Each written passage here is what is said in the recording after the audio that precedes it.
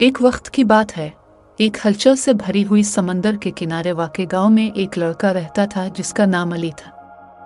अली एक ख्वाब देखने वाला लड़का था। जहां दूसरे बच्चे खेल कूद में मसरूफ रहते, अली समंदर के किनारे बैठकर लहरों को पत्थरों से टकराता देखना और दूर दराज के मुल्कों का तस्वुर करना पसंद करता था। इसका दिल तजस्सुस से भरा हुआ था और वो हमेशा ये सोचता था कि उफ़क़ के इस पार क्या है। एक शाम जब सूरज गुरूब होने को था और आसमान को नारंगी और गुलाबी रंगों में रंग रहा था, अली ने कुछ गैर मामूली देखा। एक छोटी कश्ती समंदर में बहती हुई किनारे की तरफ आ रही थी। जब वो करीब पहुंची, अली ने देखा कि कश्ती खाली है, मगर कश्ती के नीचे कुछ चमकता हुआ चीज नजर आई। अली दौड़कर पहुंचा और एक पुरानी झुर्रियों वाली नक्शी निकाली। नक्शा पर कुछ अजीब निशान थे और उसके दरमियान एक जगह पर जज़राज लिखा था। अली का दिल तेज तेज धड़कने लगा। उसने हमेशा मुहिमों का ख्वाब देखा था और ये मौका ऐसा लग रहा था कि जैसे इसका ख्वाब हकीकत बनने जा रहा है। अली ने फैसला किया कि वो इस नक्शे को पीछे नहीं छोड़ेगा।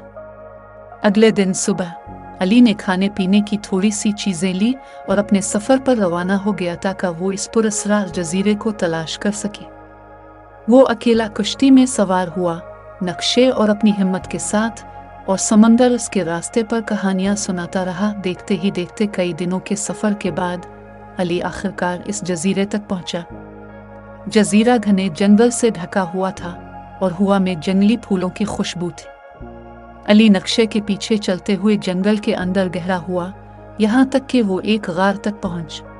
गार के अंदर उसने एक कदीम खजाने का संदूक पाया जो सोने के सिक्के और कीमती जवाहरात से भरा हुआ था, मगर खजाने से ज्यादा अली ने वो चीज़ दरियाफ्त की जो इसके लिए सबसे कीमती थी। हिम्मत और ये एहसास कि सबसे बड़ी मुहिम वो थी जो इसने अपने अंदर की ताकत को दरियाफ्त करने के लिए की। अली अपने गांव वापस आया, न खजाने की वजह से हीरो बना, बल्कि इसलिए कि इसने अपने ख्वाबों का पीछा किया और गैर मुतय्यन रास्ते पर हिम्मत के साथ कदम रखा।